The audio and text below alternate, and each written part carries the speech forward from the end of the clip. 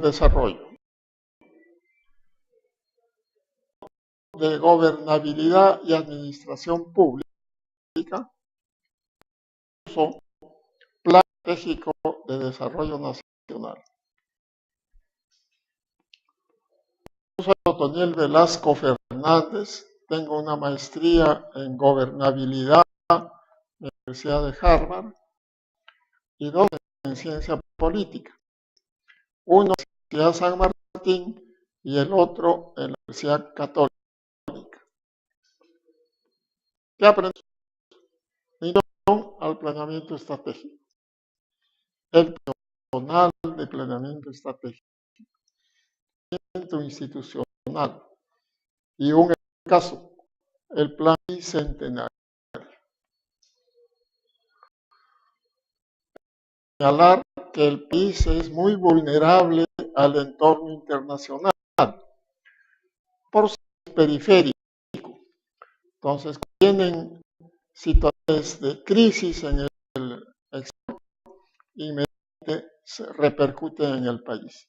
Particularmente el precio de los metales o de los minerales, que es el principal producto de exportación de estos bienes se traducen en las modificaciones de lo que se llama los intercambios. Es la relación que hay entre los precios de exportación y los de importación. Por varios estudios que a largo plazo los términos de intercambio son desfavorables para los países que exportan materias primas. Se ha demostrado que los términos de intercambio son desfavorables, se produce una crisis económica y política en el país. Y cuando favorables, hay económico y estabilidad política. Los gobiernos sean democráticos o autoritarios. Durante el siglo XIX y XX, el entorno nacional ha sido determinado por Europa, Estados Unidos y más tarde por Japón. En el XXI hay nuevos actores internacionales, particularmente China y la India. Hay que tener que entre China e India significan el 40% de la población mundial. Y de la Unión Europea, que viene desde el año 2008 y que se va extendiendo ahora, no mucho, porque precisamente la demanda de las primas por la India y por China está pasando la demanda de Europa y de Estados Unidos. Y como es posible que la India continuarán creciendo en los próximos 20 años por un acelerado proceso de urbanización, es que los metales tengan en el futuro, lo que nos ofrece una ventana de oportunidad para diseñar una política de desarrollo a largo plazo. Podemos ver la evolución de los precios internacionales desde cuenta, ya ves cómo se ha mantenido estable hasta el 2002-2003, y a finales del 2003 empiezan a subir, ahora se mantienen altos.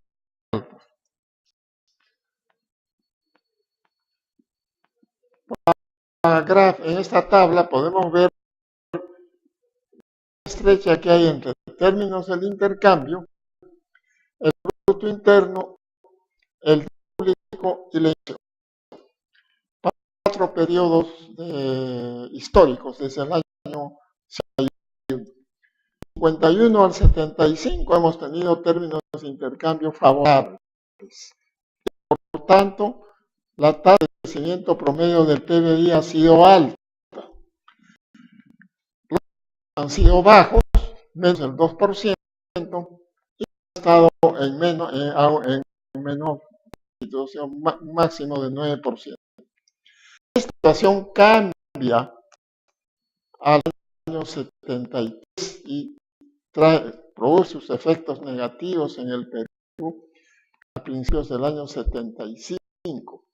Cambia porque viene la crisis del petróleo y determina que los precios internacionales del petróleo, que estaban a un promedio de 8 o 10 dólares desde principios de siglo, a 40, 50 dólares de esa época. Eso a una rebaja de los precios de las materias primas que exportamos. Entonces refleja esto en que los términos de intercambio han variado en 30 puntos porcentuales, como podemos ver en la columna. Eso afecta el crecimiento de la economía, que solamente crece el 0,02% en el periodo 75-91. Mi inflación ha crecido en ese periodo al 2,5%. Eso, el PBI per cápita ha ido. Y así encontramos que el 91 el PBI per cápita en Perú era menor al per cápita del año 75. Ello trae también como consecuencia que el déficit fiscal se dispara en un por ciento, que es lo que tienen ahora los países desarrollados como Estados Unidos, España, Francia, y por eso tienen los graves problemas que nosotros hemos tenido durante la década del 80. Y la inflación ha disparado, y ya ven ustedes en la última columna que el anual ha sido de 600%. Hay que recordar que el año 90 la inflación llegó a más de 3.000%. Es una tasa de inflación diaria de %. Tenemos una tasa anual de menos de 3%. 92-2000 con el deterioro de los términos del intercambio. Pero no hay mucho el crecimiento del PBI, que como vemos crece a un promedio de 4%. El gobierno de Fujimori procede a la privatización de las empresas estatales. Introduce lo que se llama el shock de estabilización macroeconómica, que nos causó severísimos problemas, pero la economía que se había desestabilizado en la década del 80. Y la inflación, el déficit fiscal se reduce al 2% y la inflación también se reduce ya a niveles razonables, como en la última columna. Desde el 2004 la situación empieza a cambiar. El intercambio sube de 96% de promedio del periodo anterior, sube 122%. Y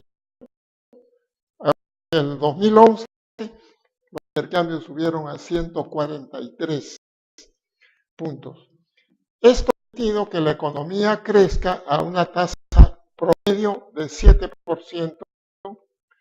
El déficit fiscal se mantenga prácticamente debajo del 2% y se vaya debajo del 3%. Es decir, de una situación de equilibrio macroeconómico en el 96-91 hemos un proceso de estabilización en la década del 90 y recién hemos empezado a crecer a tasas satisfactorias. Un ejemplo mundial, a año 2004. ¿Cuál es la lección de esto? La conclusión es que cuando los términos de intercambio son desfavorables, a nosotros nos va mal en términos económicos y en términos políticos. Y la forma de eso es con políticas macroeconómicas razonables. Y eso es lo que el país ha aprendido y es lo que ha aplicado en el periodo 2000-2011.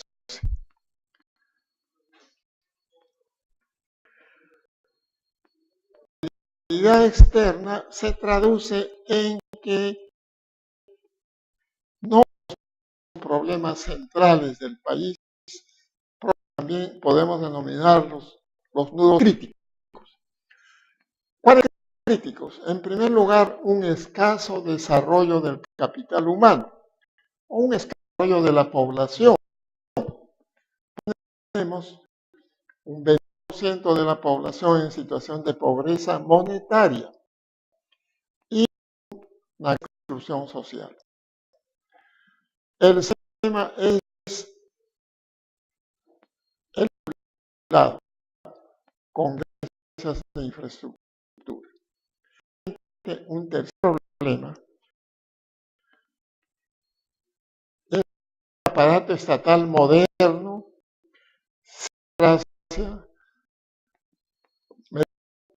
con organización rígida, no adecuada a la descentralización y no planifica en serio, como ver más adelante. Es un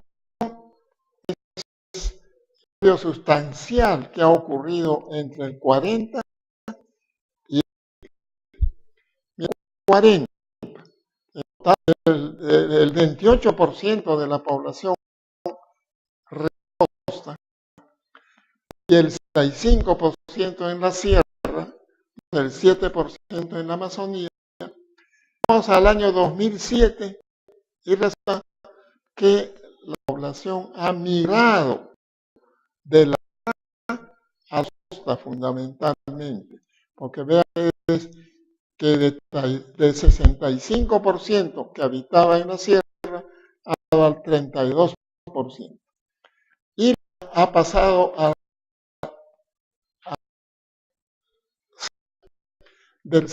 cerca del 55% de la población.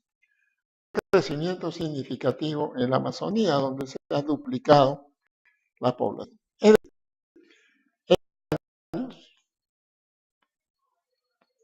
La litoralizada, lo que se llama la migración interna.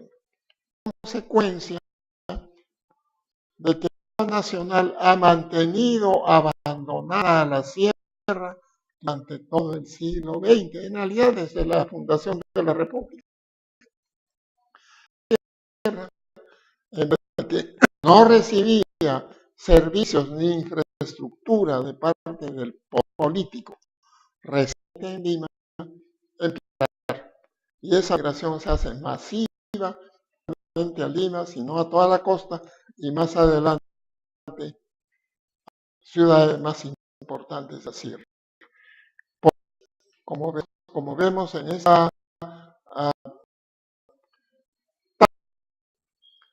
la población, al migrar de la sierra a la costa, se ha urbanizado. Es decir, en este momento, el 76% de la población es urbana y el 24% es rural. Diferencia sustancial en relación con los años anteriores. La característica importante de la demografía es que la tasa de crecimiento demográfico en el periodo intercensal ha aumentado desde el 40 al 61, era menos del 2%, pero en el 72 el crecimiento demográfico ha estado por encima del 2%, solo en el periodo 61-72 en que llega al 3%. Posteriormente empieza a bajar. Esta tasa de crecimiento, por supuesto, es más alta en las zonas rurales. Y el censo del 2007 nos muestra que el rural ya no ha crecido. Desde el 90 al 2007 se ha mantenido estancada la población rural.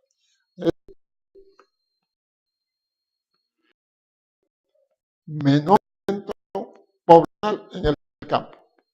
Y está traduciendo en algunos lugares donde se percibe que no hay suficiente mano de obra en las áreas rurales.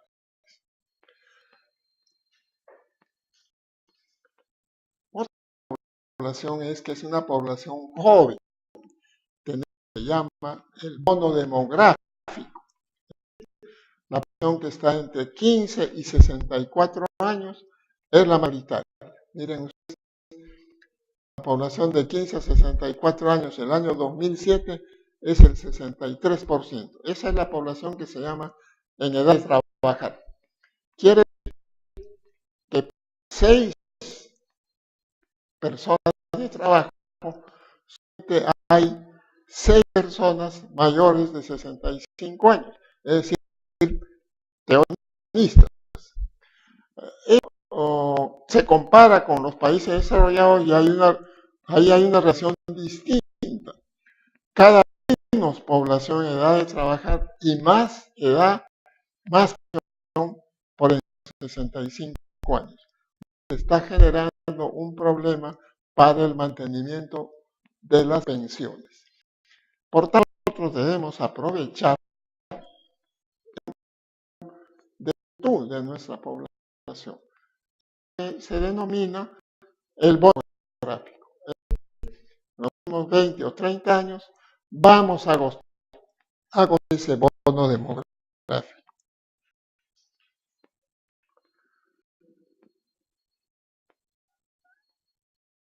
La personas de la población también se mide por niveles de pobreza. Entonces, si bien la pobreza se ha reducido significativamente, como vemos en este cuadro, uno se ha bajado del 54%, se ha bajado al 2010 al 31%, pero al 2010 ya al 29%. Y la población, la pobreza se ha reducido a más alta en rurales, aunque todavía más de la mitad de la población en las áreas rurales está en situación de pobreza. Pero resulta que la pobreza extrema, que es aquella que mide la gente de poder comprar alimentos suficientes para alimentarse bien, aún elevada. Como vemos, el año 2010, si la zona urbana, la pobreza extrema es solamente del 2,5%, nacional es cerca del 10%, y las áreas rurales es más del 20%. El problema de pobreza monetaria que tenemos es fundamentalmente en áreas rurales. Y el desafío que tiene el país es desarrollar el interior del país para combatir la pobreza.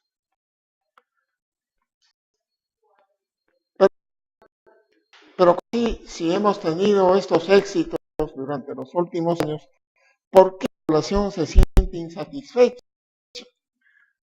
El gobierno de Toledo prácticamente no pudo elegir a un candidato presidencial y sale del bolo electoral porque no alcanzó con las justas el 4% del voto. Y en el caso del partido aprista, no tuvo éxito en las últimas elecciones. Los datos que les he dado corresponden a lo que se llama la pobreza monetaria, que es porque que gana menos de $2, una por encima de $2 ya está fuera de la pobreza. Pero la distribución de los salarios y la distribución de las utilidades que se presenta en esta gráfica, desde el 91, miren, 91% económico es destinado a las utilidades y 73% a los salarios. Y de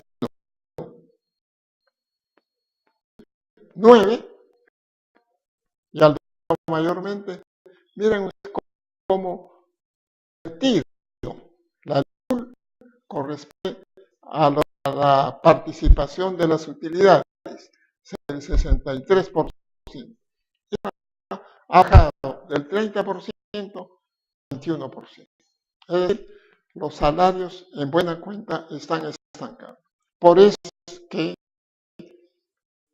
por ejemplo, un aumento del salario mínimo vital quiere un aumento del salario a los trabajadores del sector público, que sus remuneraciones congeladas desde hace 2 años.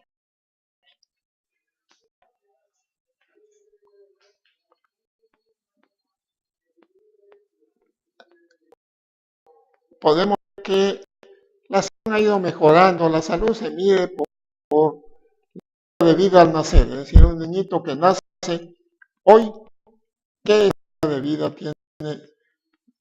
¿Cuánto se puede vivir en medio a futuro? Como del 95 al 2000, la expectativa de vida queda de 69 años, al 2005-2010 ha aumentado a 63 años. Los viven más, porque mientras ahí en la última columna, mientras los solamente tienen una expectativa de vida de 70.5 años, la cerca de 76 años.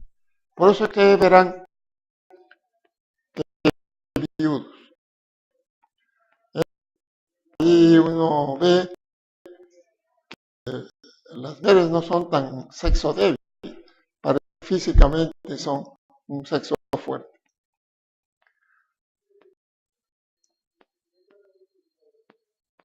Otra, el nivel de salud es la mortalidad infantil. Miren, usted ha reducido del 50%, del 50 por 1000, el periodo 85, el periodo 85-95, al 12 a 24%. Para medir la salud es la desnutrición crónica. Del 25,8 al 18% es alto. La cifra que ha salido para el 2011, que ya se publica, señala que la desnutrición crónica está en 15%. Todavía alta. Y el gobierno de Humala ha prometido reducir esta desnutrición crónica al 0%. No creo que puede reducirse significativamente. ¿Qué hay esta reducción? Que durante el gobierno aprista se ha implementado el programa de atención a la nutrición.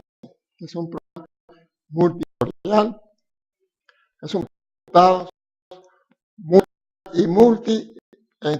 y se ejecuta a nivel de los 3 niveles de gobierno. Y si sigue en ese camino, que es como ha pedido el actual gobierno, vamos a reducir significativamente la desnutrición infantil.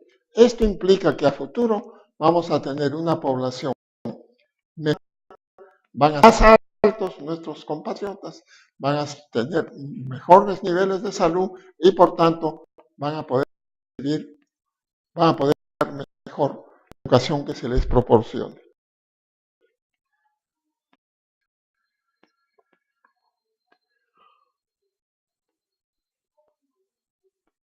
Las medidas más importantes para los niveles de salud es el abastecimiento de agua potable. En esta tabla estamos viendo que a 2010 todavía el 3-4% de la población no tenía acceso a agua potable. La metropolitana, 0,8% de la población no tiene acceso al agua potable. El resto del país vemos ahí las cifras y sobre todo en las áreas rurales el 70% de la población tiene agua potable. Es una de las tareas más importantes de diseñar mecanismos que permitan en un plazo relativamente corto dotar de agua potable y desagüe al 100% de nuestra población. Es lo más efectivo para elevar el nivel de salud, el aumentar el agua potable, que el construir nuevos hospitales. Vienen enfermedades. Los hospitales ya curan enfermedades. Ya cuando la gente se enfermó, lo que tenemos que evitar es que se enferme.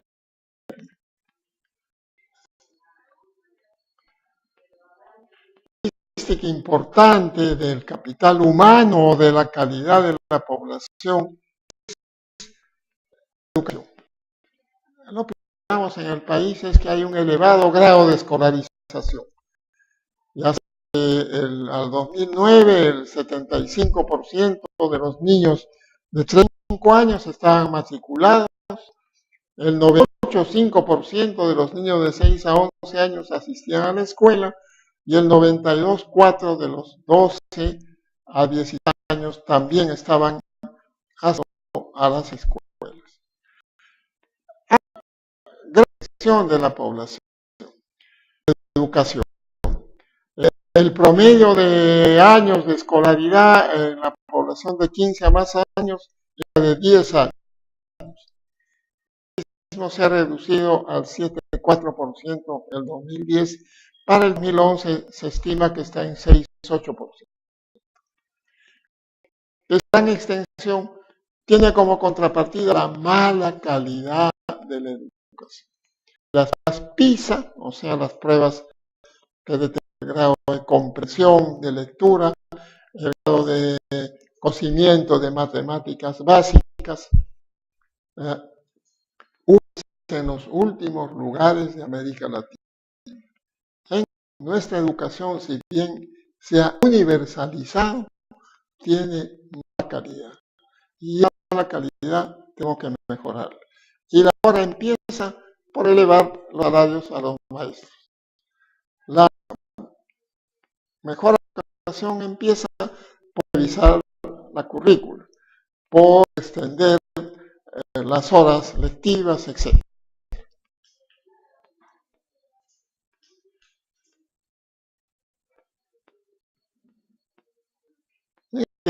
El acceso a servicios básicos de agua potable y de servicios higiénicos, sino también la electricidad.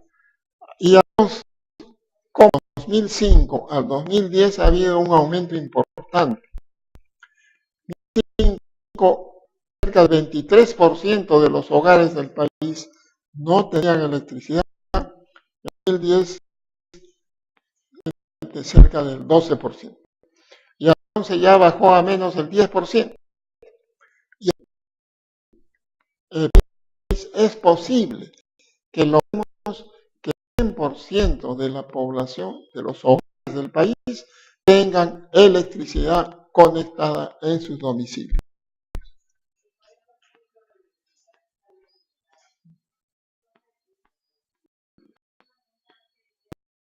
De la calidad de la población, el acceso al empleo digno y productivo.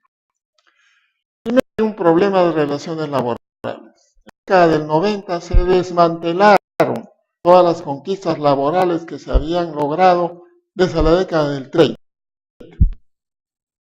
Pero recientemente, hace un par de años, a raíz del convenio del Tratado de Libre Comercio con Estados Unidos, es que se mejoran acciones para promover la sindicalización, por ejemplo, de los trabajadores.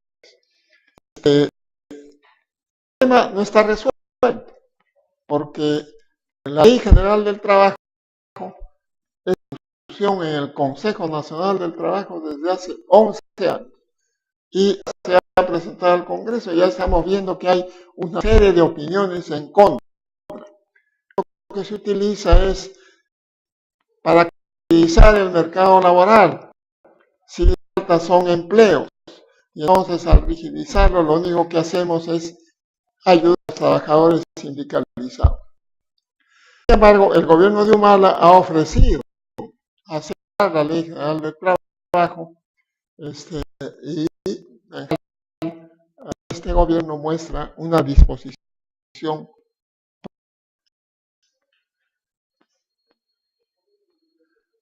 en el mercado laboral.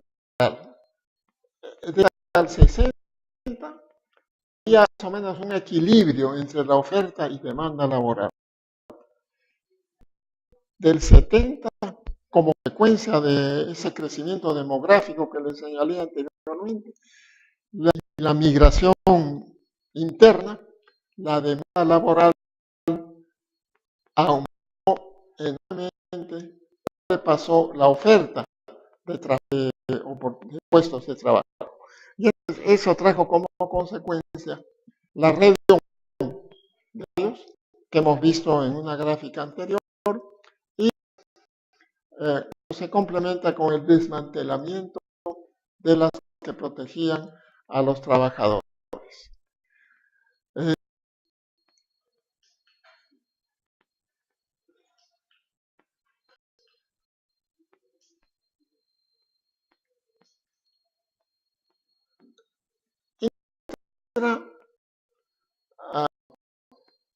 Importante al empleo digno y productivo. Las grandes diferencias entre el área urbana y el área rural y entre segmentos son muy estables. En la empresa los salarios duplican el promedio nacional. En la empresa, que es la mayor parte de los trabajadores, el salario es menor al promedio nacional. Vimos que hay una ligera mejora en el Gini, es decir, que hay entre los que ganan más, el estrato que gana el 10% que gana más y el 10% que gana menos. Y una ligera mejora. El cero es una situación de justicia absoluta y el es de injusticia absoluta. Entonces, cuanto menos el Gini, hay una mejor distribución del ingreso. Ya vemos que en el periodo 2001 al 2010 ha mejorado en algo el Gini, del 0,5 al 0,46. Pero resulta que hay investigadores independientes, sobre todo en la Universidad Católica, que señalan que estos datos están errados y en realidad el Gini está por encima del 0,5%. Este dato del Gini ha dado por organismos internacionales, de tal modo que realmente podemos creer en ellos. Temas centrales que y la solución exige un Estado bien dado, un Estado basado en un funcionariado meritocrático, por concurso público, ascenso por mérito, nada de elitismo político. En segundo lugar, un Estado que utilice la planificación en serio para optimizar el gasto público. Eso apunta el bicentenario, que es una propuesta de políticas para lograr determinadas metas al año 2021. Muchas gracias. A 40, 50 dólares de esa época. Es a una rebaja de los precios de las materias primas que exportamos. Entonces refleja esto en que los términos de intercambio han variado en 30 puntos porcentuales, como podemos ver en la columna. Eso afecta el crecimiento de la economía, que solamente crece el 0,02% en el periodo 75-91. Mi inflación ha crecido en ese periodo al 2,5%. El PBI per cápita ha disminuido. Y así encontramos que el PBI per cápita en Perú era menor al per cápita del año 75. Esto trae también como consecuencia que el déficit fiscal se dispara en un 1%, que es lo que tienen ahora los países desarrollados, como Estados Unidos, España, Francia, y por eso tienen los graves problemas que nosotros hemos tenido durante la de los metales o de los minerales, que es el principal producto de exportación de estos bienes. Se traducen en las modificaciones de lo que se llama los intercambios. Es la relación que hay entre los precios de exportación y los de importación. Por varios estudios que a largo plazo los términos de intercambio son desfavorables para los países que exportan materias primas. Se ha demostrado que los términos de intercambio son desfavorables, se produce una crisis económica y política en el país. Y cuando favorables, hay avance económico y estabilidad política. Los gobiernos sean democráticos o autoritarios.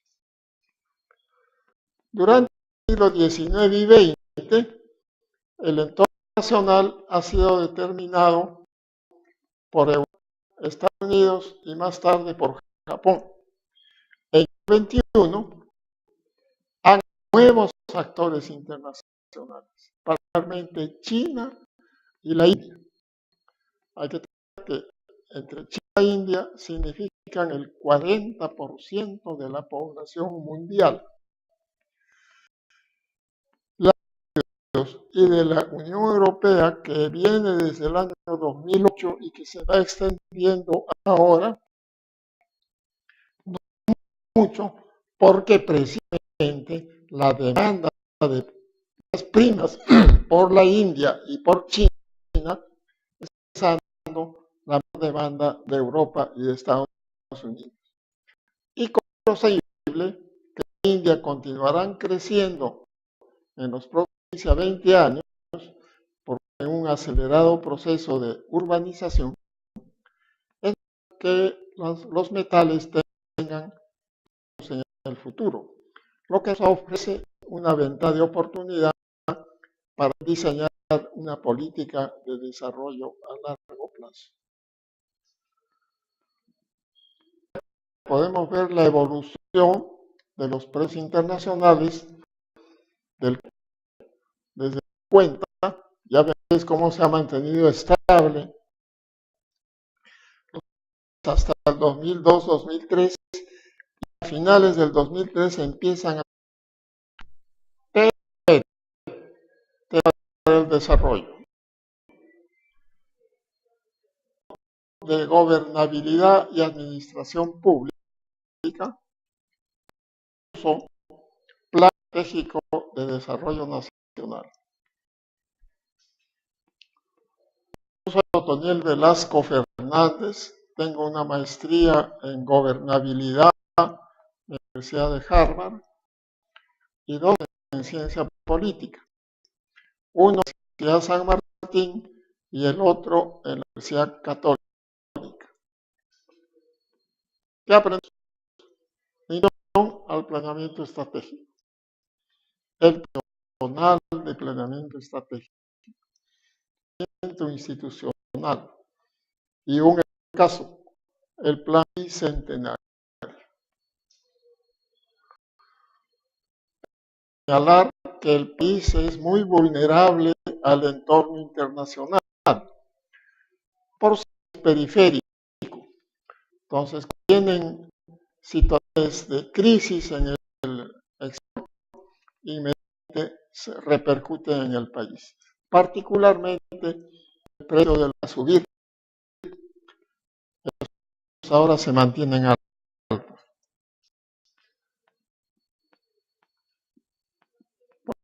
En esta tabla podemos ver la estrecha que hay entre términos del intercambio, el producto interno, el público y la inversión.